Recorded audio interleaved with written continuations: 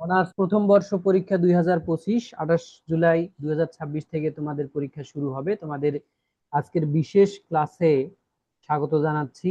আমি এরশাদ হোসেন, সহকারী অধ্যাপক দর্শন, দিনাজপুর সরকারি মহিলা কলেজ। পরীক্ষার আগের দিন তোমাদের প্রস্তুতি কেমন হওয়া উচিত, এবং পরীক্ষা যেহেতু এবারই নতুন সিলেবাস, নতুন প্রশ্ন কাঠামো অনুসারে জাতীয় বিশ্ববিদ্যালয় পরীক্ষা নিবে, তোমাদের মনে পরীক্ষা সংক্রান্ত অনেক প্রশ্ন ঘোরাঘুরি করছে, সেগুলোর উত্তর দেবার চেষ্টা করব আজকের ক্লাসে। তো আজ আমি আলোচনা করব পরীক্ষার দিনের প্রস্তুতি, পরীক্ষা চলাকালীন কি করতে হবে, কেমন আচরণ হওয়া উচিত পরীক্ষার সময়, পরীক্ষার খাতায় বৃত্ত ভরার থেকে একদম মার্জিন এবং অন্যান্য লেখা সম্পর্কিত আলোচনা থাকবে, এবং খাতায় যেভাবে লিখলে ফার্স্ট ক্লাস নিশ্চিত। আচ্ছা, পরীক্ষার দিনের প্রস্তুতি। পরীক্ষার দিন, তোমাদের পরীক্ষার দিন আগের রাত্রে ভালো করে ঘুমাতে হবে। এরপরে অ্যাডমিট কার্ড, রেজিস্ট্রেশন কার্ড নিয়ে কলম, পেন্সিল, মার্জিন দিবে পেন্সিল দিয়ে, কলম দিয়ে মার্জিন দিবে না। পেন্সিল, 2B পেন্সিল, কলম, কালো কলম 4টা, কারণ অনেক লেখা। এরপরে নীল কালির কলম, এই দুই রকম কালি ব্যবহার করতে পারবে, নীল আর কালো। অ্যাডমিট রেজিস্ট্রেশন, আর একটা ফাইল নিবে, স্বচ্ছ ফাইল নিবে, স্বচ্ছ, যে ফাইলের মধ্যে অ্যাডমিটটা রাখলে অ্যাডমিটটা বের করতে না হয় ফাইল থেকে। অর্থাৎ যখন তোমার অ্যাডমিটটা স্ক্যান করবে স্যারেরা, তোমার অ্যাডমিট কার্ডের উপরে একটা কিউআর কোড আছে এবং খাতায় একটা কিউআর কোড আছে। এখন অনেক সুবিধে, এখন খাতা হারায় কম, তো এটাকে স্ক্যান করা হয়। তো স্ক্যান করার সময় যেন তোমার অ্যাডমিটটা তোমার ফাইল থেকে বের করতে না হয়, এই জন্য তুমি একটি A4 সাইজের অ্যাডমিট কার্ড রাখা যায়, এরকম একটা স্বচ্ছ ফাইল তুমি দোকানে বলবে যে একদম ক্লিন ফাইল দেন, অর্থাৎ বাইরে থেকে যেন দেখা যায় অ্যাডমিটটা। আর অ্যাডমিটটা একদিকে রাখবে, ফাইলটার এক পৃষ্ঠায় থাকবে অ্যাডমিট, আর অন্য পৃষ্ঠায় যেন রেজিস্ট্রেশন কার্ডটা দেখা যায়, তাহলে তোমার সময় বাঁচবে। স্ক্যানিং করতে গিয়ে তোমাকে যদি বলতে হয় অ্যাডমিট বের করো, আবার স্ক্যান করতে কিছু সময় নষ্ট হবে, এটা যেন না হয়। অর্থাৎ তোমার অ্যাডমিটটা যেন ফাইলটা, কোড ফাইলটা থেকে বের না করতে হয়। নিশ্চয়ই আমার কথা তোমরা বুঝতে পেরেছো। তাহলে তোমাদের আমি বললাম অ্যাডমিট কার্ড, রেজিস্ট্রেশন নিবে, কলম নিবে নীল কালি আর কালো কালি, কলম নিবে মিনিমাম 4টা। আবার বলছি ভালো করে শোনো, কেন 4টা কলম নিবে? এত দ্রুত লিখতে হয় যে একটা কলম দ্রুত লেখার কারণে 20 মিনিট লেখার পর এই কলমের নিবটা গরম হয়ে যায়, তখন কালি ছাড়া শুরু করে, কালিগুলো ভালো হয় না।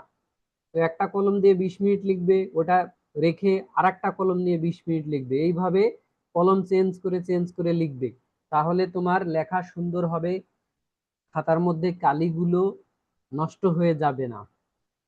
বুঝতে পারছো? আচ্ছা, এবার পরীক্ষার দিন 1 বোতল পানি নিয়ে যাবে, কারণ সেখানে তোমার পানি খেতে ইচ্ছে করবে। তারপর টিস্যু নিয়ে যাবে, আর যদি সম্ভব হয়, ডায়াবেটিস যদি না থাকে, তাহলে পানির মধ্যে গ্লুকোজ মিক্স করে নিয়ে যাবে, কারণ অনেক সময় তোমার এত তৃষ্ণা পাবে এবং শরীরে এনার্জি থাকবে না। গ্লুকোজ মিশ্রিত পানি যদি তুমি খাও, তাহলে তোমার এই এনার্জির ঘাটতিটা পূরণ হবে। আর যাদের চা খাওয়ার অভ্যেস, 1 কাপ, আমি তো চাকরি পরীক্ষা এবং এই পরীক্ষাগুলোতে 1 কাপ চা খেয়ে তারপরে পরীক্ষা দিতে যাই, অর্থাৎ 1 কাপ চা 4 ঘন্টা সতেজ রাখে। আর না খেয়ে পরীক্ষা দিতে যাওয়া যাবে না, 4 ঘন্টা তোমাকে লিখতে হবে।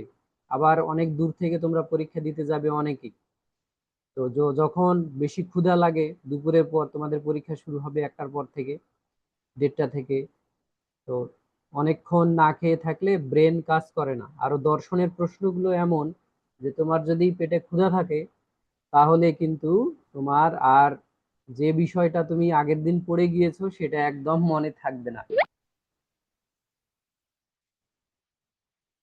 আচ্ছা, তোমরা কি সবাই আমার কথা শুনতে পাচ্ছো? Yes sir.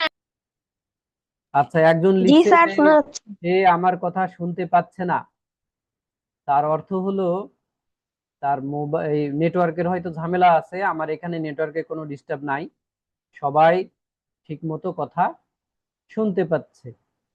আচ্ছা, তাহলে পরীক্ষার দিনের প্রস্তুতি শেষ।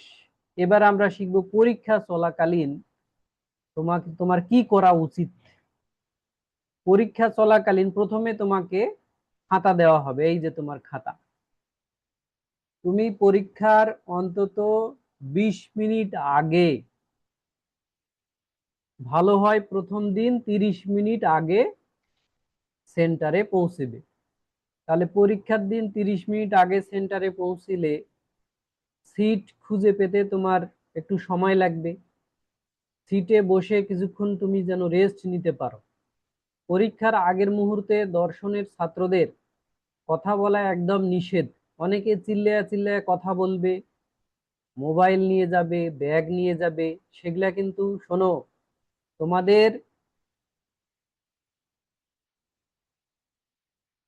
আচ্ছা তোমাদের যার যার ক্যামেরা গুলা অন আছে সেগুলো অফ করে রাখো। এই যে ক্যামেরা যাদের অন আছে সেগুলো অফ করে দাও। ক্যামেরা অন থাকলে, এই যে কারো কারো ক্যামেরা অন আছে,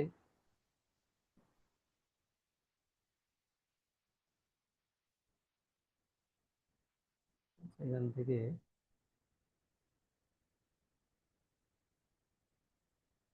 এই যে উম্মে হাবিবা, শোনো, ক্যামেরা অন থাকলে তোমরা ভালো শুনতে পাবে না, কারণ ক্যামেরার ভিডিওর কারণে দেখা যাবে যে আহ, এই শোনা যাবে না ভালো আর কি। ক্যামেরা অফ করে দাও, অনেকেরই ক্যামেরা চালু আছে। এই যে কি যেন দাগ দিছে এগুলা, আচ্ছা দেখ। তো পরীক্ষার সময় তুমি সিটে বসবে, বসে চুপচাপ থাকবে, বেশি কথা বলবে না। পরীক্ষার আগে হাসাহাসি, গল্প, চিল্লাচিল্লি এগুলা একদমই করবে না। মোবাইল ফোন যদি না নিয়ে যাওয়া সম্ভব হয়, কারণ মোবাইল ফোন পরীক্ষার রুমে ব্যাগ সহ রাখতে দিবে না। তো যদি পরীক্ষা দিতে গেছো, হঠাৎ শোনো যে তোমার দামি ফোন রুমে রাখতে দিচ্ছে না, তাহলে তোমার মাথা খারাপ হয়ে যাবে যে ফোনটা কার কাছে জমা দিবে বা কোথায় রাখবে। বা অন্য কারো ব্যাগে যদি তুমি রাখতে চাও, তাহলে সে আবার পরীক্ষা শেষ না হতেই বা আগে তোমার আগে খাতা দিয়ে ব্যাগ নিয়ে চলে যাবে, এরকম ফোন হারায়। তাহলে ফোনের টেনশনে তোমার পরীক্ষাটা খারাপ হবে। তোমরা কি বুঝতে পারছো? ফোন, ছোট ফোন, কম দামের ফোন নিয়ে যাবে, ইয়েস স্যার। ভালো ফোন নিয়ে যাবে না। অন্যের ব্যাগে যদি নিজের ফোন রাখো, তাহলে ফোন হারানোর টেনশনে পরীক্ষা খারাপ হয়ে যাবে। অতএব এই রিস্ক নেওয়ার দরকার নেই।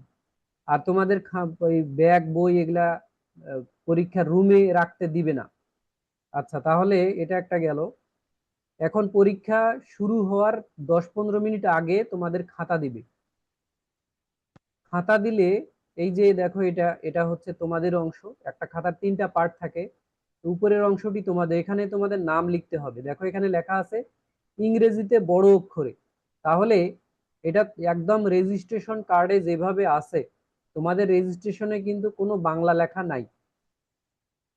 তাহলে এখানে একদম বড় হাতের ইংরেজি অক্ষরে রেজিস্ট্রেশন কার্ডে যেভাবে আছে, ডাক নাম লিখবে না, শর্ট নাম লিখবে না, যেভাবে আছে একটা ডটও যেন ভুল না হয়, এখানে লিখে ফেলবে।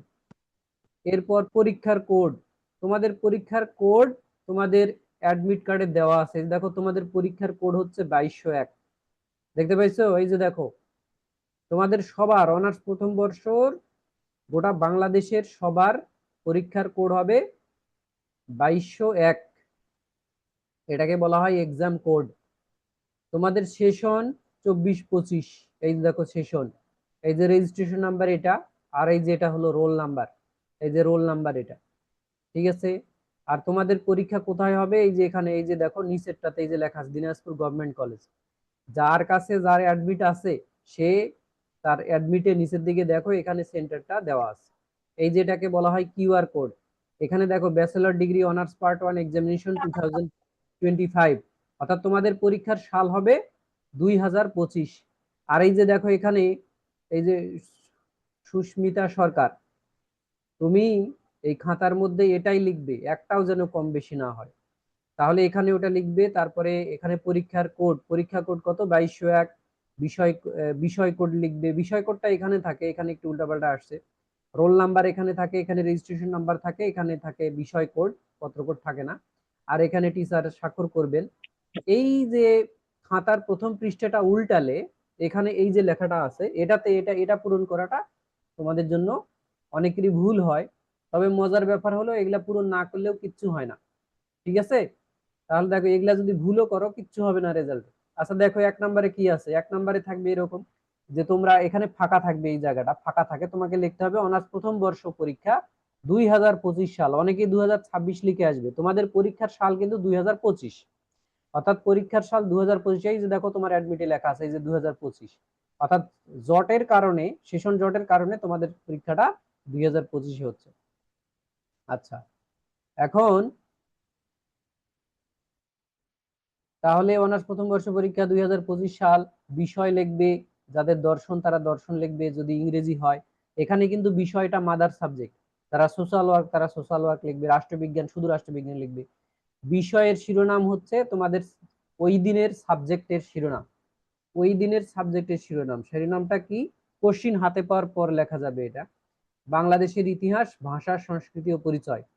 এই যেটা হচ্ছে নতুন কোড 211-521 নতুন বিষয় কোড। আর যারা পুরাতন পরীক্ষার্থী তাদের জন্য এটা 211-501।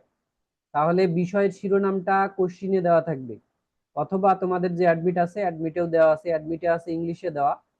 এই যে অ্যাডমিটে এই যে প্রথমটা এই যে 211-501 history of Bangladesh, language, culture and identity.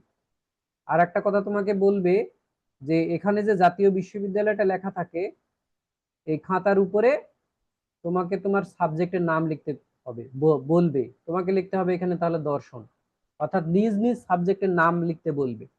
অর্থাৎ একই রুমে হয়তো 2-3 সাবজেক্টের পরীক্ষার্থী থাকতে পারে, বাংলা, ইংরেজি, সমাজবিজ্ঞান।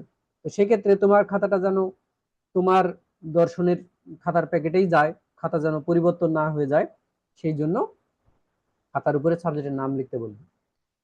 এরপরে পরীক্ষার তারিখ, পরীক্ষার তারিখ 28/7/2026।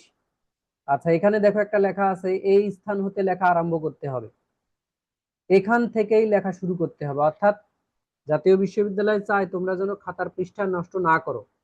তো প্রথমে তো ওএমআর পেজটা, তারপরেই যে লেখাটা ওখানে লেখা থাকবে এই স্থান হতে লেখা আরম্ভ করতে হবে, ওখান থেকে লিখবে।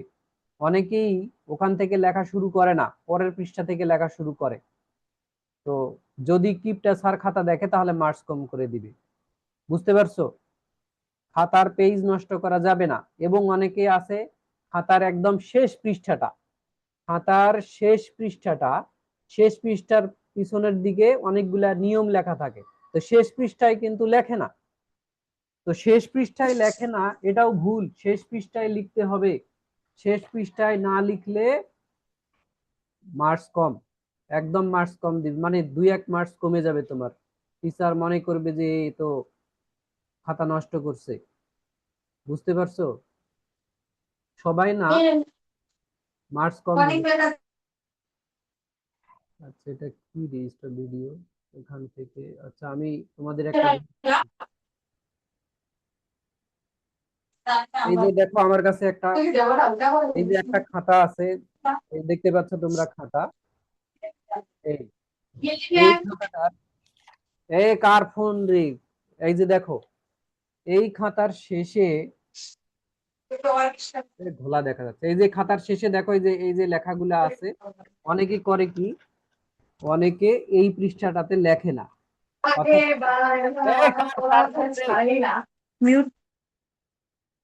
সে কি শুনতে পায় না নাকি?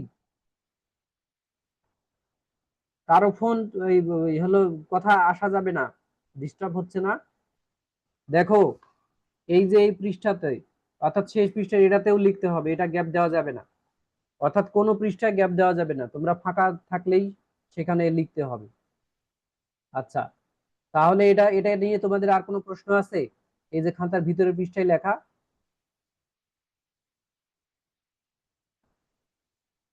কারো প্রশ্ন থাকলে বলো। আরো আলোচনা আছে, অনেক দ্রুত শেষ করতে হবে আমাকে। স্যার, নীল কালার কলম ইউজ করার জন্য আমরা যদি এমন হয় ফার্স্টের দিকে ইউজ করছি, আবার মাঝখানে দেখা গেল যে কালো কলম দিয়ে সবকিছু লিখে ফেলছি, এটা নিয়ে কি কোনো সমস্যা হবে? কোনো সমস্যা হবে না। এগুলো তোমার লেখা যদি ঠিক না থাকে তাহলে নীল লেখো আর লাল লেখো, মার্কস পাবে না। আর যদি তোমার লেখা ঠিক হয়, আর যদি তোমার লেখা ঠিক হয় তাহলে কালো কালি দিয়ে লেখো আর পেন্সিল দিয়ে লেখো, মার্কস পাবে। ব্যাপারটা বুঝতে পারছো? আচ্ছা দেখো এবার, এখন আমি বলবো যে খাতায় যেভাবে লিখতে হবে। তো প্রথম হচ্ছে রকেট স্পিডে খাতায় লিখতে হবে। খাতায় লেখা কোন দিকে যায়, যাক আমি সংক্ষেপে বলছি। অনেকে লেখে গোটা গোটা করে লেখে, সুন্দর করে লেখে, ধীরে লেখে, যাতে অনেক মনে করে যে হয়তো টিচার খাতাটা দেখবে, আমার লেখা ভালো দেখে আমাকে মার্কস দিবে। আমরা এত ফাস্ট খাতা দেখি, তোমার সুন্দর লেখা পড়ার সময় আমাদের নাই। আমরা শুধু দেখব তোমার লেখাটা ঠিক আছে কিনা, প্রশ্নের সঠিক উত্তর তুমি দিতে পেরেছো কিনা। লেখা খারাপ হয়েছে না ভালো হয়েছে খালি পড়তে পারলেই হলো। কিন্তু এমন ভাবে এমন করে আবার লিখবে না যে পড়াই যায় না, পড়তে পারলেই হয়েছে। লেখা আঁকা আঁকা বাঁকা হোক, যাই হোক, লেখা ঠিক, তথ্য যেন তথ্যবহুল হয়, প্রশ্নের উত্তর যেন সঠিক থাকে। বুঝেছো? খুব দ্রুত লিখতে হবে, লেখা কোন দিকে যায় যাক। তারপরে পেন্সিল দিয়ে মার্জিন করবে। মার্জিনটাও করবে এই বাম পাশে। দেখো মার্জিন করবে কোন দিকে, অনেকে চার কোণা মার্জিন করে, মার্জিন চার কোণা করার কোনো দরকার নেই। মার্জিন করবে এই যে এই দিকে, এই যে হলো এই যে মার্জিন, ঠিক আছে, এই মার্জিন, অর্থাৎ এইরকম মার্জিন, উপর থেকে একটা আর বাম পাশে একটা, এই যে এই দিকে একটু ফাঁকা রাখবে। এটাতে মার্জিনের দরকার নাই, কিন্তু মার্জিন না করলেও যেন স্পেস থাকে। কেমন স্পেস থাকে দেখো তো, এই যে এখানে, এখান থেকে এটুকু, এই জায়গাটা ফাঁকা রাখা হয়েছে। আবার এই যে এখান থেকে নিচে একটু ফাঁকা রাখা হয়েছে। তোমার খাতাটা অনেকদিন পড়ে থাকবে, পাতাগুলো তেলাপোকা খেয়ে ফেলবে। তো তুমি যদি একদম শেষের দিক পর্যন্ত লেখো তাহলে তো ওটা পড়া যাবে না পরে, যদি নষ্ট হয়ে যায়। তাহলে অনেক সময় লুজ শিটের ব্যাপারটা বলি। লুজ শিট যদি সময় থাকে মার্জিন করবে, আর সময় না থাকলে মার্জিন করার দরকার নাই। তবে তোমরা ভাঁজ করে নিতে পারো। অর্থাৎ খাতাটা কিভাবে ভাঁজ করে নেওয়া যেতে পারে, কেমন করে ভাঁজ করবে। এই যে দেখো, এই যে পরীক্ষার খাতা, খাতা দেখতেছে, এই যে এইরকম করে ভাঁজ করবে, ঠিক আছে, এরকম করে ভাঁজ করে নিবে। এইরকম করে এই যে এই জায়গাটা এরকম এরকম করে ভাঁজ করে নিবে। ভাঁজ থাকলেই হলো, অর্থাৎ তোমার লেখাটা যেন ঠিক মতো আসে। আচ্ছা,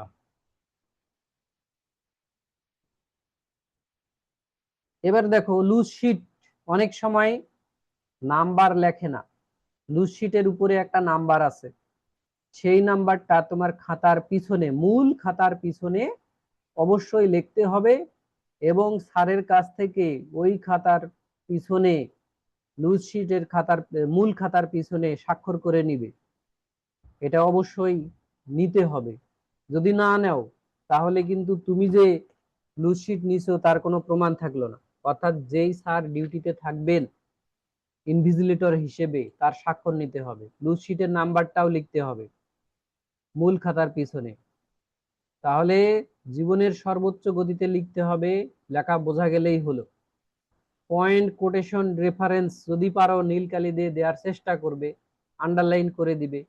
তবে বেশি সময় নষ্ট করো না, সময় নষ্ট করা যাবে না। যদি পারো যে যদি দিতে চাও দিবে, কিন্তু সময় নষ্ট করে না।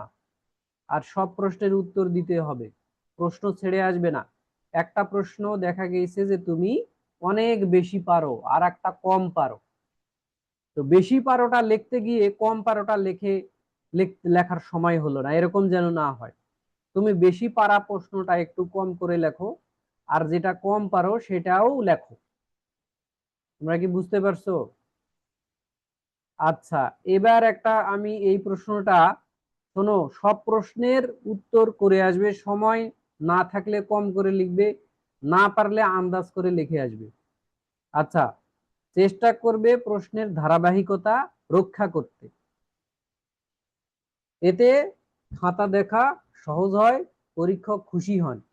ধারাবাহিকতা বলতে আসলে কি, এইরকম আমি অনেক প্রশ্ন পেয়েছি। আমি একটি মডেল কোশ্চেন এখানে তৈরি করে রেখেছি জাতীয় বিশ্ববিদ্যালয়ের নতুন সিলেবাস অনুসারে। এখানে খেয়াল করো, এই যে 2 নম্বর প্রশ্নটা, এই 2 নম্বর প্রশ্নটা, এখানে এই দুই দুই এই দেখো, প্রশ্নের কিন্তু 2 ধরনের নাম্বার, 1, 2, 3, 4। তোমাদের টোটাল 12টা প্রশ্ন থাকবে, এই যে 12টা, মূল প্রশ্ন হলো 12টা। এই 12টা প্রশ্ন থেকে তোমাদের লিখতে হবে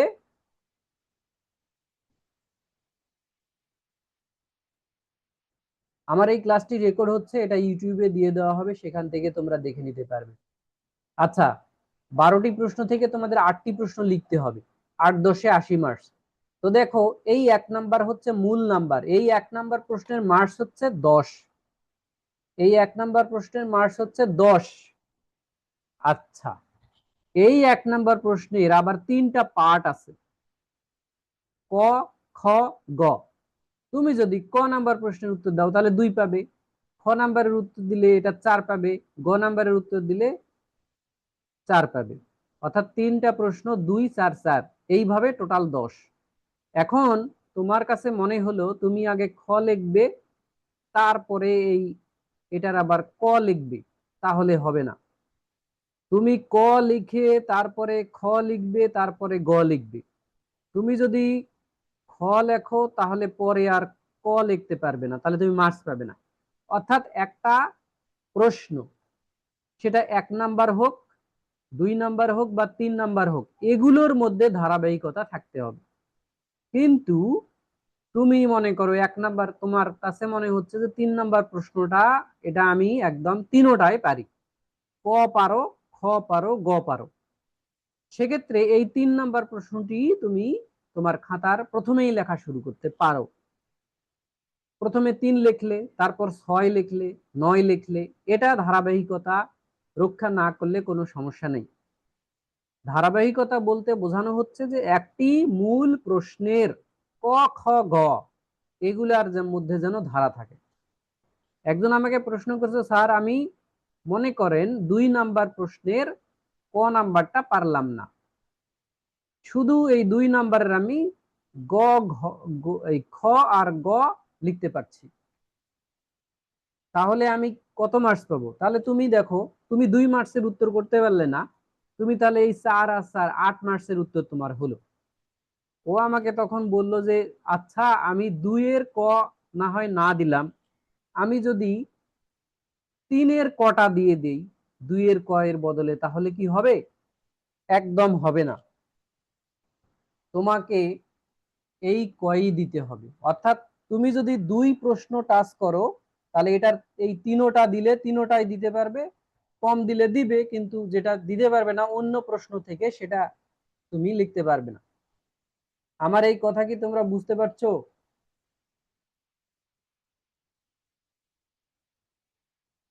জি সবাই কি স্যার। বুঝছো? স্যার, স্যার আচ্ছা, প্রশ্নে ক খ গ সবটাতে কি হচ্ছে, মানে তিনটাতে কি উপসংহার আর ভূমিকা লিখতে হবে? এটা আমি বলবো, এর উত্তর একটু পরেই পাবে। এটা হচ্ছে যে কোন প্রশ্নের কত শব্দ এবং কত পৃষ্ঠা লেখা উচিত, সেটা আমি তোমাদের বলবো, ওই আলোচনাও আছে। আচ্ছা, আমরা ছিলাম যে প্রশ্নের ধারাবাহিকতা সম্পর্কে, প্রশ্নের ধারাবাহিকতা কিভাবে বজায় রাখতে হবে সেটা আমি তোমাদের বলেছি। আচ্ছা, অসম্পূর্ণ উত্তরের ক্ষেত্রে বাংলার বেলায় অপর পৃষ্ঠা দ্রষ্টব্য, ইংরেজির বেলায় টু বি কন্টিনিউড লেখা উত্তম, অথবা পিটিও লিখলেও হবে। পি ডট, এটা তোমরা জানোই, পিটিও লেখা।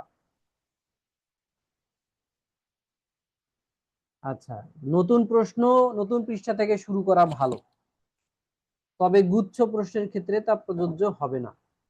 আচ্ছা, একটা ব্যাপার হচ্ছে,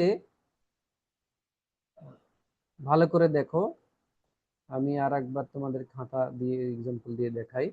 এই যে আমার কাছে একটা খাতা আছে, হ্যাঁ, এই খাতাটার ধরো তুমি 3 নাম্বার প্রশ্ন লেখা শুরু করছো, এই প্রথম পৃষ্ঠা থেকে 3 নাম্বার প্রশ্ন লেখা শুরু করছো, 3-এর ক লিখলে, তো কটা তুমি অর্ধেক পৃষ্ঠা লিখছো, খ প্রশ্নটা তুমি যেখান থেকে শেষ করছো সেখানে অন্তত 1 ইঞ্চি ফাঁকা রাখবে, ফাঁকা রেখে তার 1 ইঞ্চি ফাঁকা রেখে তারপরে তুমি খ প্রশ্ন শুরু করবে।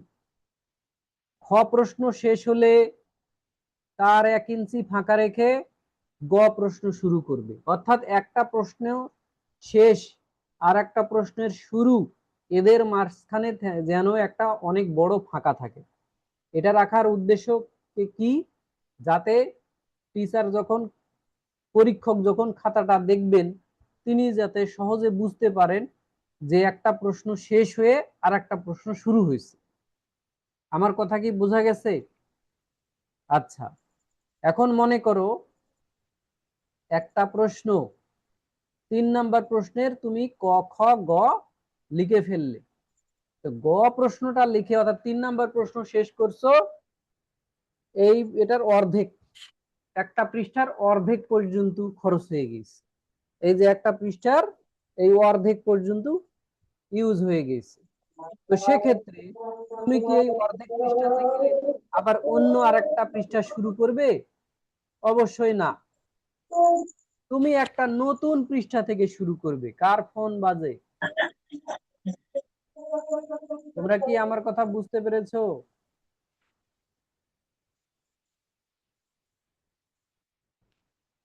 মনে করো 1 নাম্বার প্রশ্নের ক খ গ তুমি লেখা শেষ করছো, এবার 2 নাম্বার প্রশ্নটা লেখা শুরু করবে।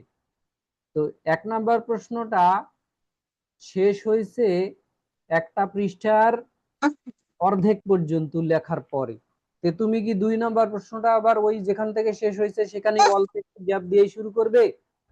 এরকম করা যাবে না। নতুন পৃষ্ঠা থেকে শুরু করবে, যাতে স্যার বুঝতে পারেন যে এই প্রশ্নটা সম্পূর্ণ অন্য একটি প্রশ্ন। আমার মনে হয় তোমরা বুঝতে পারছো। মার্জিন সম্পর্কে আমি বলেছি, মার্জিন বাম পাশে হবে আর উপরে হবে, ডান পাশে নিচে কোনো মার্জিন দেওয়ার দরকার নাই। তবে এই যে দেখো, যেমন এখানে অল্প একটু ফাঁকা রাখা হয়, এই যে ফাঁকা, নিচের দিকে একটু ফাঁকা, এরকম যেন ফাঁকা থাকে, অদৃশ্য মার্জিন থাকবে।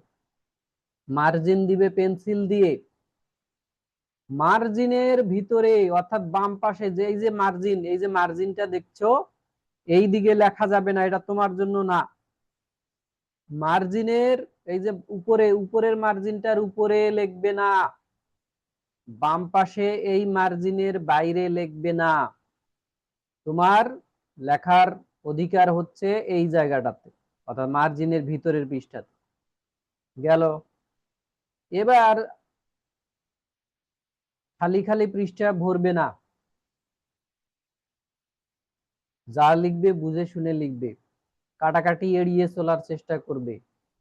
আচ্ছা, এরপরে এবার আমি তোমাদের বলবো যে কোন পৃষ্ঠায়, আচ্ছা এবার আমি বলি যে জেল টাইপের কলম দিয়ে লিখবে না, জেল তারপরে যে কালিগুলোতে কলমের কালিতে অ্যাসিড বেশি সেগুলো লিখবে না। অনেক সময় হয় কি, ভুল করে একটা পৃষ্ঠা বাদ পড়ে যায়, তাড়াহুড়া করতে গিয়ে দেখা গেছে যে একটা পৃষ্ঠা তুমি বাদ দিয়ে ফেলছো, পরে দেখতে পাইছো যে হা, একটা পৃষ্ঠা ভুল করে বাদ হয়ে গেছে, একটা পৃষ্ঠা উল্টাতে 2টা পৃষ্ঠা উল্টাইছে। ধরো এই পৃষ্ঠাটা তুমি বাদ দিয়ে দিছো, এইরকম করে একটা টান দিবে, এক টান দিবে, এক কোণা থেকে আর এক কোণা পর্যন্ত একটা টান দিবে। ঠিক আছে?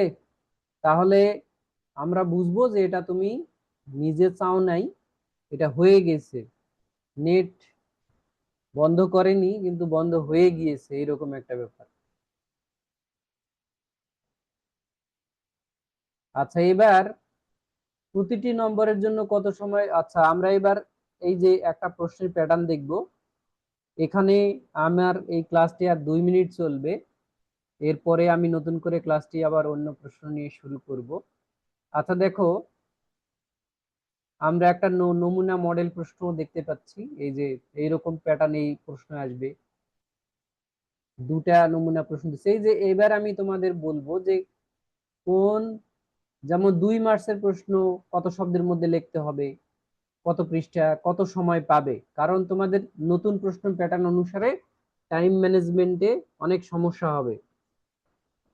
অর্থাৎ প্রথম দিন পরীক্ষা দিতে গেলে দেখা যাবে কেউ লেখা শেষ করে বসে আছে, আর একজন ওর লেখাই শেষ হয়নি। তো তোমাদের আগে থেকেই এই প্রশ্নর লিখে লিখে সেটা তোমার কেমন লেখা হচ্ছে, কোন প্রশ্নতে কত সময় যাচ্ছে, সেটা আগে থেকে একটা আইডিয়া থাকা উচিত। তোমরা বাসায় এটা প্র্যাকটিস করে শিখে ফেলো। 2 মার্কসের প্রশ্ন 1 পৃষ্ঠা অথবা হাফ পৃষ্ঠা লিখতে হবে, না পারলে হাফ পৃষ্ঠা লিখবা, আর পারলে 1 পৃষ্ঠা। 3 থেকে 4 মিনিট সময় দিবা। 3 মার্কসের প্রশ্ন 1.5 পৃষ্ঠা লিখবা, 5 থেকে 6 মিনিটে যেন লেখা হয়। 4 মার্কসের প্রশ্ন 2 থেকে 2.5 পৃষ্ঠা লিখবা, 8 থেকে 10 মিনিট সময় দিবা। 7 মার্কসের প্রশ্ন 5 থেকে 6 পৃষ্ঠা। এখানে খেয়াল করে দেখো, যত মার্কস তত পৃষ্ঠা, এটা মাথায় রাখবা।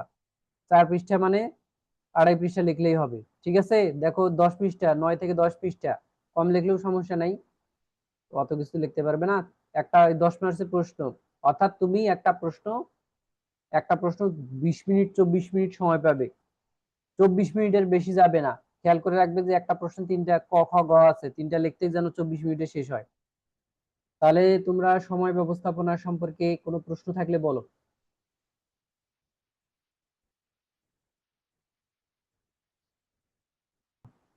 এই 4 ঘন্টা পরীক্ষা, আইসিডি পরীক্ষা কিন্তু 3 ঘন্টা। এই বাকি 80 মার্কসের পরীক্ষাগুলো 4 ঘন্টায় হবে। তো এই 4 ঘন্টা ক্যালকুলেশন করে 4 ঘন্টায় 12টা প্রশ্ন লিখতে হবে। এই 12টা প্রশ্ন কত মার্কসের, কতটুকু সময় তুমি দিলে তুমি 4 ঘন্টায় তোমার পরীক্ষাটা কভার করতে পারবে, এটা আমি এই টাইমগুলো এখানে হিসেব করে দিয়েছি। 2 মার্কসের প্রশ্নে তুমি 3 থেকে 4 মিনিট সময় দিবে। 3 মার্কসে 1.5 পৃষ্ঠা লিখবে, 5 থেকে 6 মিনিট সময় দিবে। 4 মার্কসে 2 থেকে 2.5 পৃষ্ঠা লিখবে, 8 থেকে 10 মিনিট সময় দিবে। 7 মার্কসে 5 থেকে 6 পৃষ্ঠা লিখতে পারো, 15 থেকে 17 মিনিট সময় দিবে। 8 মার্কস যদি প্রশ্ন হয় 8 মার্কসে, তাহলে 7 থেকে 8 পৃষ্ঠা, 18 থেকে 20 মিনিট সময় দিবে। 10 মার্কস যদি প্রশ্ন হয় তাহলে 24 থেকে 25 মিনিট সময় দিবে। তোমার মনে রাখতে হবে যে ধরো 3 নাম্বার প্রশ্ন আসছে, সেটাতে 2টা প্রশ্ন আছে, একটা ক একটা খ, তাহলে ওখানে তুমি 24 মিনিট সময় দিবে। এর বেশি যদি সময় দাও তাহলে তুমি শেষ করতে পারবে না। আচ্ছা, এখন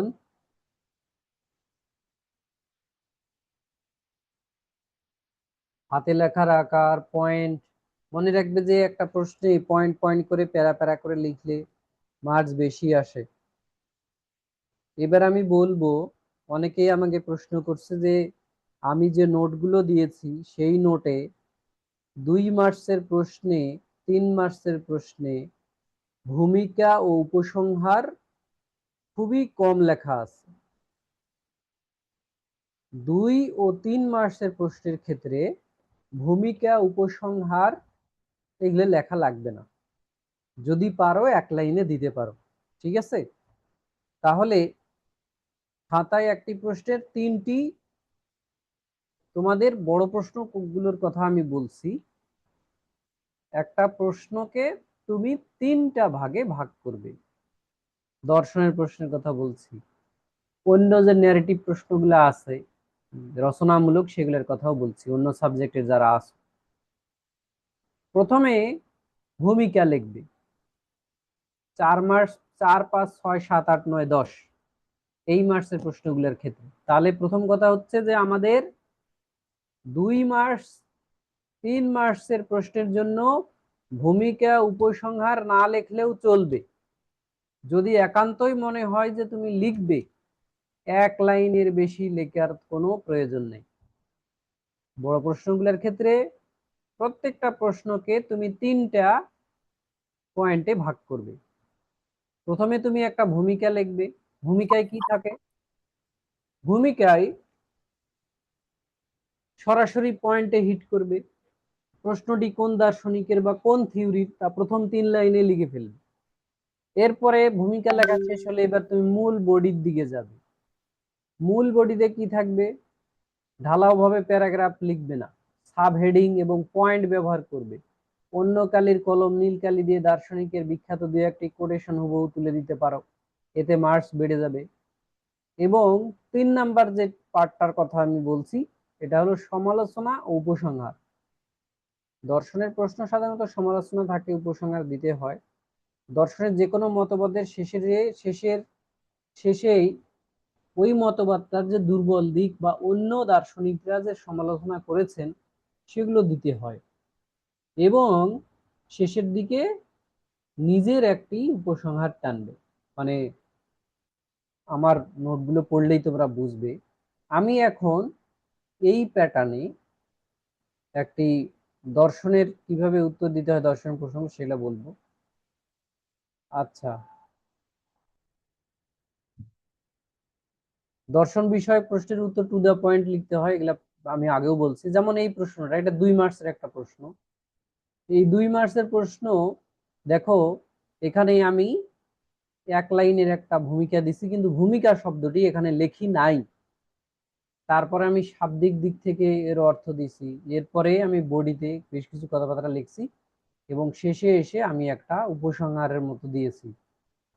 তাহলে 2 মার্কসের প্রশ্নে ভূমিকা উপসংহার না দিলেও এইরকম, মানে পয়েন্ট গুলা না দিয়ে এইভাবে ঢালাও ভাবে লিখলে হবে। 3 মার্কসের প্রশ্নের ক্ষেত্রে দেখো, দর্শনের স্বরূপ ও প্রকৃতি ব্যাখ্যা করো। তো সেক্ষেত্রে এখানে আমি এই যে প্রশ্নের নাম্বারিংটা দিয়েছি নীল কালি দিয়ে, 2 নম্বর প্রশ্নের উত্তর দাও। এরপরে আমি এখানে একটা হেডলাইন তৈরি করেছি, দর্শনের স্বরূপ ও প্রকৃতি। অর্থাৎ তোমার যিনি খাতা দেখবেন তিনি যেন এটা দেখেই বুঝতে পারেন যে তুমি এই প্রশ্নে কি লিখেছো।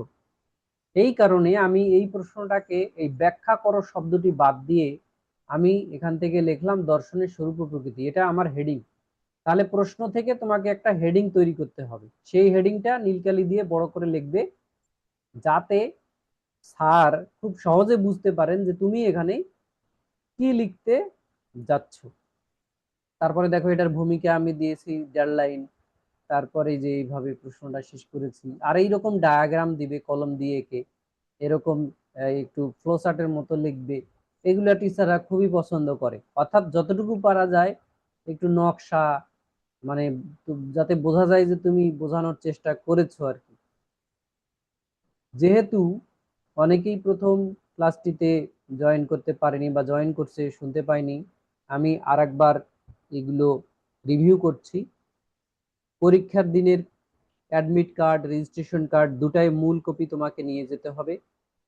অ্যাডমিট কার্ড, রেজিস্ট্রেশন কার্ড রাখার জন্য একটি code file, clean code file ব্যবহার করবে।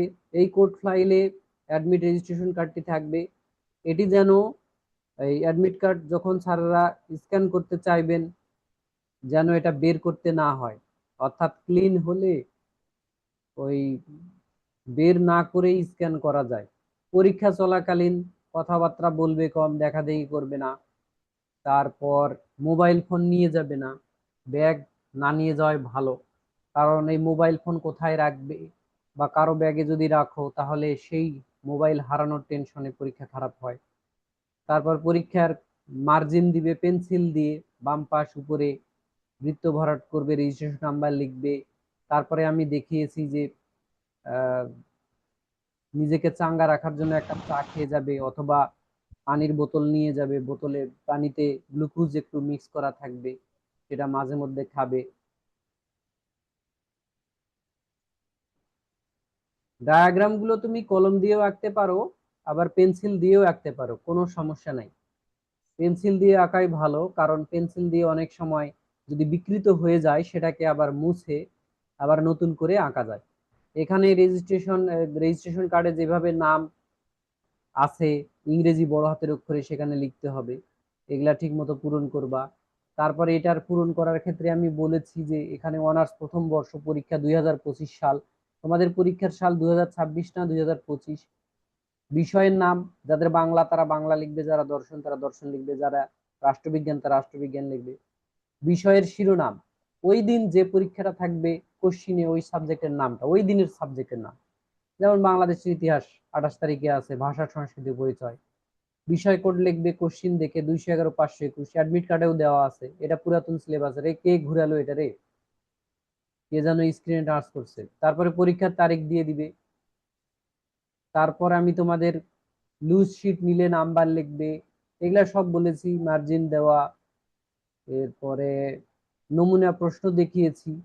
তারপরে আমি দেখিয়েছি যে কোন প্রশ্নের কত পৃষ্ঠা লিখতে হবে, সময় ব্যবস্থাপনা কিভাবে করবে। তারপর আমি দেখিয়েছি যে দর্শনের প্রশ্নগুলোকে কিভাবে পাট পাট করে ভাগ করতে হয়। এই ছিল আমাদের আজকের আলোচনা। এখন তোমাদের মনে যে বিভিন্ন প্রশ্ন দেখা দিয়েছে, এই যে অনেকে ক্যামেরা চালু করে রাখছো, ক্যামেরা বন্ধ করে দাও। ক্যামেরার আইকনটাতে ক্লিক দিলেই ক্যামেরা বন্ধ হয়ে যায়, যে অনেকেরই ক্যামেরা আমি বন্ধ করে দিতে পারবো এখান থেকে। এই যে ক্যামেরা বন্ধ করে দিচ্ছি। তোমরা এখন চিন্তা করো যে আমার কাছ থেকে এখন কি কি প্রশ্ন জানার আছে, কি কি প্রশ্ন তোমরা জানতে চাও, আমি এখন তোমাদের প্রশ্নের উত্তর দিব।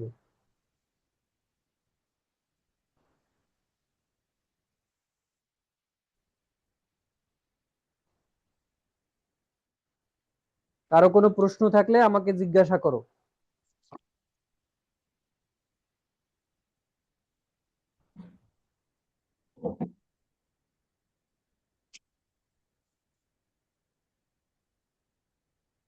পরীক্ষা সংক্রান্ত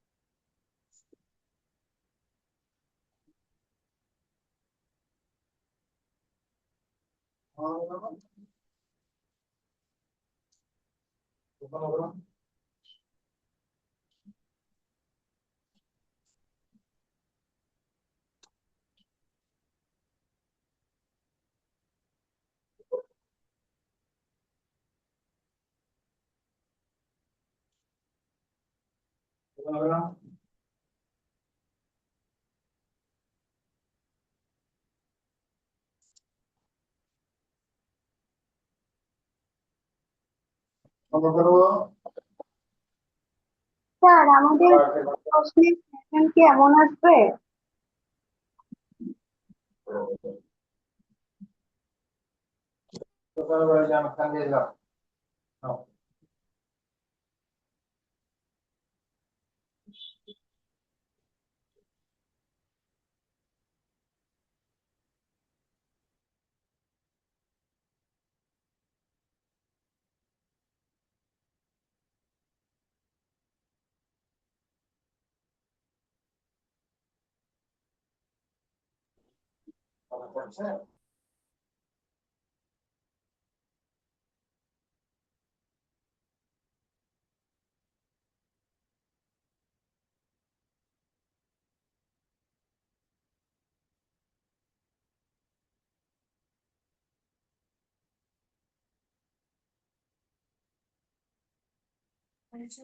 স্যার, আপনি কি মিউট করছেন? শুনতে পাচ্ছি না আপনার কথাগুলা।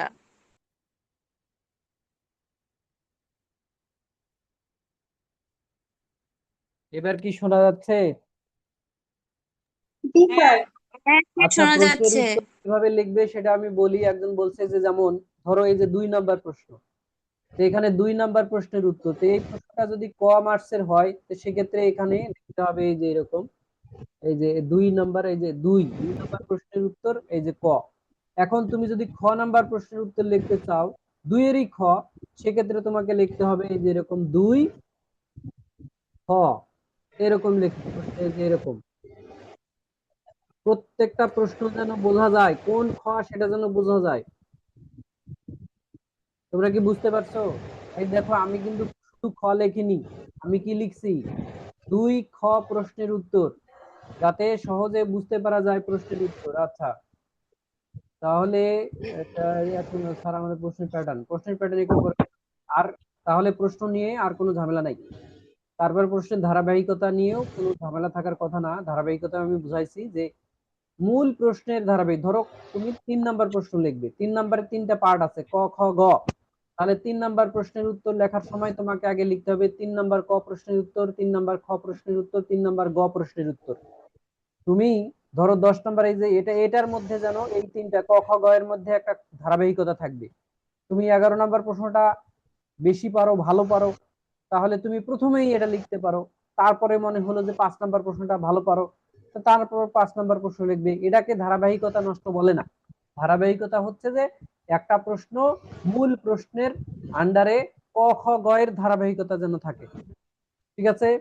আচ্ছা, প্রশ্নের প্যাটার্ন হচ্ছে টোটাল একটা মূল প্রশ্ন হবে 10 মার্কসের। যেমন এই যে দেখো এই প্রশ্নটা 10 নাম্বার প্রশ্নটাতে একটাই প্রশ্ন আছে। খেয়াল করে দেখো, বাংলাদেশের ইতিহাসে 1970 সালের নির্বাচন, 1971 সালের মুক্তিযুদ্ধ এবং স্বাধীন রাষ্ট্র প্রতিষ্ঠার ধারাবাহিকতা বিশ্লেষণ করো। একই সঙ্গে এইসব ঘটনার আলোকে জাতীয় পরিচয়ের বিকাশ মূল্যায়ন করো। দেখো এটার মার্কস হচ্ছে 10। এটাতে একটা প্রশ্নের মার্কসই হচ্ছে 10, অর্থাৎ একটা প্রশ্নই 10 মার্কসের আসতে পারে। আবার 11 নাম্বার প্রশ্নটা দেখো, এখানে 11 নাম্বার প্রশ্নের 3টা পার্ট হয়ে গেছে, ক খ গ। ক প্রশ্ন 3 মার্কস, খ প্রশ্ন 3 মার্কস, গ প্রশ্ন 4 মার্কস। 4 আর 3 7 আর 3 10, এটাও কিন্তু 11 নাম্বার প্রশ্নে 10 মার্কস।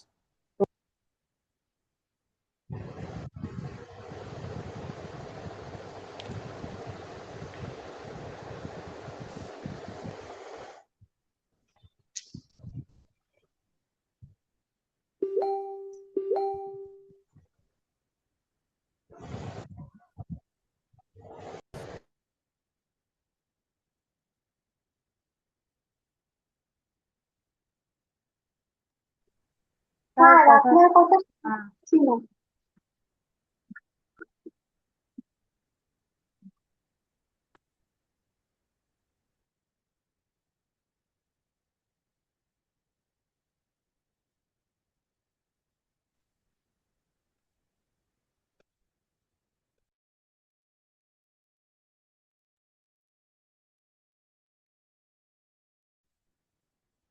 এবার কি শোনা যাচ্ছে? হ্যালো, হ্যালো, হ্যালো, হ্যালো, এবার শোনা যাচ্ছে মনে হয়। স্যার এখন শোনা যায়। হ্যাঁ, ঠিক আছে। ইসের মাঝে মাঝে নেটওয়ার্কের সমস্যা হয়ে যায়।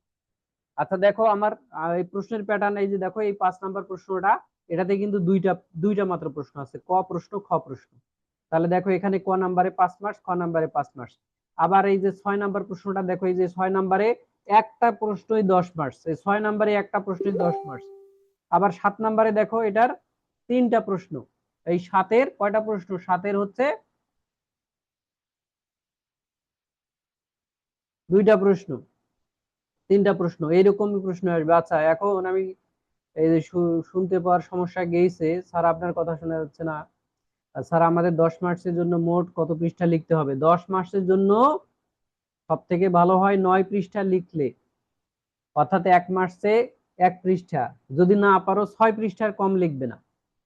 একান্তই যাদের লেখা ছোট এবং কম প্রশ্ন পারো, 6 পৃষ্ঠা মিনিমাম, অর্থাৎ 10 মার্কসের প্রশ্নের জন্য 6 পৃষ্ঠা মিনিমাম। আচ্ছা এখন আর কারো কোনো প্রশ্ন থাকলে প্রশ্ন জিজ্ঞাসা করো।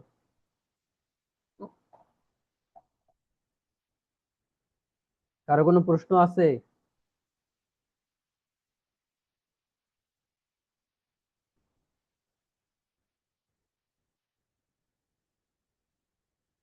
যদি কথা বলতে অসুবিধা হয় মেসেজ দাও, এই যে চ্যাট বক্সে মেসেজ দাও।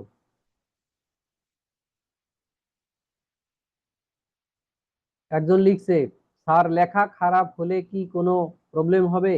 লেখা খারাপ হলে কোনো প্রবলেম হবে না, আমরা যেন খালি পড়তে পারি, পড়তে পারলেই হলো। লেখা সুন্দর হলে কিন্তু তুমি যে উত্তর লিখেছো সেটা যদি সঠিক না হয় তাহলে সুন্দর লিখেও কোনো লাভ হবে না। অর্থাৎ তথ্য সঠিক হতে হবে, লেখা যে কেমন হয় হোক, লেখা খালি আমরা পড়তে পারলেই হলো, আর আমরা লেখা পড়তে পারি। আর কারো কোনো প্রশ্ন থাকলে বলো।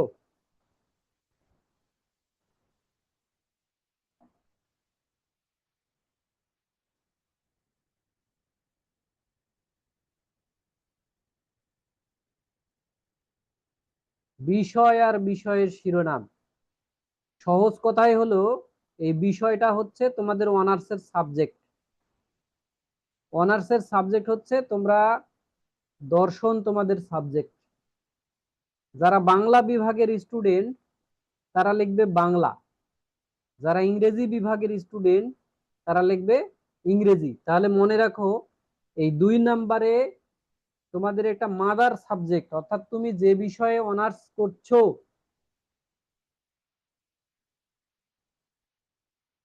তোমরা যে বিষয়ে অনার্স করছো সেই বিষয়ের নাম হলো এটা, দর্শন, বাংলা, ইতিহাস, রাষ্ট্রবিজ্ঞান। আর বিষয়ের শিরোনাম হচ্ছে যেদিন যে পরীক্ষাটা অনুষ্ঠিত হবে সেটার নাম, অর্থাৎ কোশ্চিনে যেটার নাম দেওয়া থাকবে। 28 তারিখে তোমাদের কোশ্চিনের নামটা হচ্ছে 28 তারিখের কোশ্চিনের নামটা হচ্ছে বাংলাদেশের ইতিহাস, ভাষা, সংস্কৃতি ও পরিচয়। আমার মনে হয় এটা নিয়ে আর কোনো প্রশ্ন তোমাদের থাকার কথা না। আচ্ছা, এবার আরো কিছু স্যার বিষয় বললাম, এটা স্যার আর একবার শুরু থেকে বলার দরকার নেই। স্যার আপনি যেগুলো প্রশ্ন, আচ্ছা স্যার আমি যদি 9 বা 10 নম্বর প্রশ্ন আগে লিখি আর 1 নম্বর পর লিখি কোনো সমস্যা হবে না। যদি তুমি 9 বা 10 নম্বর প্রশ্ন ভালো তোমার প্রিপারেশন থাকে তাহলে তুমি প্রথমে 9 বা 10 নম্বর প্রশ্ন লিখতে পারবে। তবে 9 এবং 10-এর মধ্যে সাব নাম্বার গুলো যেন এলোমেলো না হয়। 9-এর মধ্যে ধরো 3টা প্রশ্ন আছে, ক, খ, গ, তাহলে 9 নাম্বার প্রশ্নের উত্তর লিখবে 9-এর ক, 9-এর খ, 9-এর গ, এই 3টার মধ্যে সিকোয়েন্স ঠিক থাকতে হবে। আচ্ছা, এবার প্রশ্ন হলো আমাদের তথ্য পরীক্ষার আগে কি জুম করে পরে দেখা যাবে? এটার পিডিএফ অলরেডি ফেসবুকে দেওয়া, দেওয়া আছে, ইউটিউবের ক্লাসে দেওয়া আছে। এটা আমি এই যে 45 দিনের একটা প্রিপারেশন যে ছিল ওটাতে দিয়ে রেখেছি, ওটাতে পিডিএফটা দেওয়া আছে, ওখান থেকে তোমরা নিতে পারবে। আরো কারো কোনো প্রশ্ন আছে?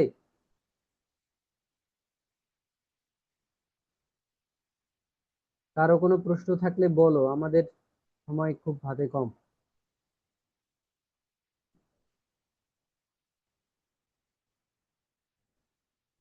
ও আরেকজন প্রশ্ন করছে যে হলো আমি যে সাজেশনটা দিয়েছি এখান থেকে কমন আসবে কি না। আমি সাজেশন তৈরি করার সময় তোমাদের জাতীয় বিশ্ববিদ্যালয় যে সিলেবাসটি দিয়েছে সেটিকে শতভাগ অনুসরণ করে সাজেশন তৈরি করেছি, এবং প্রশ্নগুলো এমন প্যাটার্নে লেখা আছে একটা প্রশ্ন 2বার আমি লিখিনি, অর্থাৎ একই বিষয়বস্তু রিপিটেশন পরিহার করে এই সাজেশনটি তৈরি করা হয়েছে। তো এই রিপিটেশন পরিহার করে তৈরি করার কারণে প্রশ্নগুলো কমে গিয়েছে। তো তোমাদের সব প্রশ্ন রিডিং পড়তে হবে, যে প্রশ্নগুলো গুরুত্বপূর্ণ সেগুলো তো পড়বেই, এর সাথে বাকি প্রশ্নগুলো রিডিং পড়তে হবে, তাহলে আশা করা যায় প্রশ্ন সব কমন আসবে। আর এটা হতে পারে যে প্রশ্ন আমি যেভাবে দিয়েছি প্রশ্নগুলো একটু ঘুরিয়ে পেঁচিয়ে আসতে পারে, তবে যদি কোনো প্রশ্ন কমন না আসে তার অর্থ হবে সিলেবাসের বাইরে থেকে প্রশ্ন আসছে। তো এরকম আসলে হওয়ার কথা না।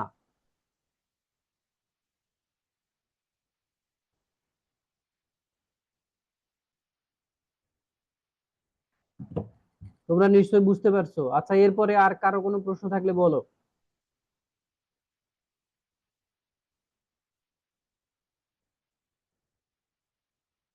একজন বলছে কথা ক্লিয়ার শুনতে পাচ্ছে না।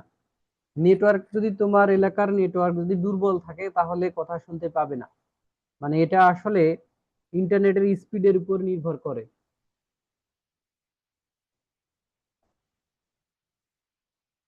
পিডিএফ আছে আমার ইউটিউব চ্যানেলে, ইউটিউব চ্যানেলে পিডিএফ দেওয়া আছে, ইউটিউব চ্যানেলটা আমি এখন দেখাচ্ছি।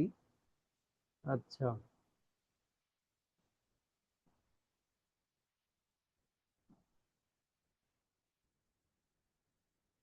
ইউটিউবে এটার একটা ক্লাস দেওয়া আছে, ওই ক্লাসের সাথে আমি এই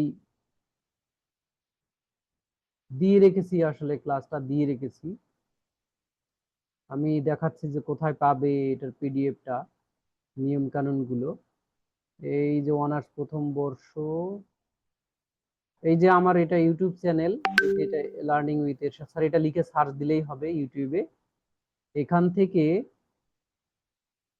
এই যে অনার্স প্রথম বর্ষ, অনার্স প্রথম বর্ষে এই যে দেখো এখানে এই রুটিন অ্যানালাইসিস, এই যে ক্লাসটা, এই যে এটা, এই রুটিন অ্যানালাইসিসে গেলেই এটাতে আমি আসসালামু আলাইকুম প্রিয় শিক্ষার্থী এই ক্লাসটা আছে, এটাতে না থাকলে যারা আমার ইমপ্রুভমেন্ট পরীক্ষার্থী তাদের আর এই এখন যে আমি ভিডিও করছি এগুলাও আমি দিয়ে দিব।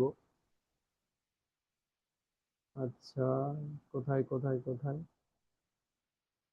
এটাতে আর বেশি সময় আমি নিব না।